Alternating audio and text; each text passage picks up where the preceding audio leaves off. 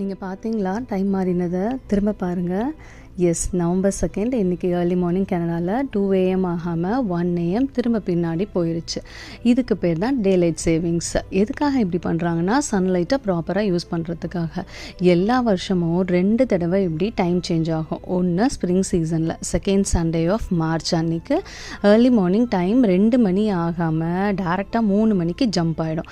அதே மாதிரி தான் இன்றைக்கி ஃபால் சீசன்னால் 1 hour பின்னாடி போயிடுச்சு. ஸோ 2 மணி ஆகாமல் திரும்ப 1 AM ஆயிடுச்சு இன்றைக்கி விடிய காத்தால். ஆக கனடாவில் இருக்கிற எல்லாருக்கும் இன்றைக்கி 25 hours இருந்திருக்கும். சண்டேனால எல்லாருமே ஜாலியாக தூங்கி எழுந்திருப்பாங்க. ஃபோனில் அதுவே மாறிடும். மற்ற எலக்ட்ரானிக் ஐட்டம்ஸில் நம்ம செட் பண்ணிக்கணும். எனக்கு இன்றைக்கி நிறைய நேரம் இருந்த மாதிரி இருந்துச்சு. ஆனால் 1 hour ஸ்பெஷலாக கிடச்சும் நான் ஒன்றும் பெருசாக பண்ணல. ஆஸ் யூஷுவல் ஹவுஸ் ஒய்ஃப் மோடில் தான் இருந்தேன். குக்கிங், க்ளீனிங், சிட் சாட்டிங்னு. உங்களுக்கு 1 hour எக்ஸ்ட்ரா கிடச்சா என்ன செய்வீங்கன்னு கமெண்ட்டில் சொல்லுங்கள். பாய்.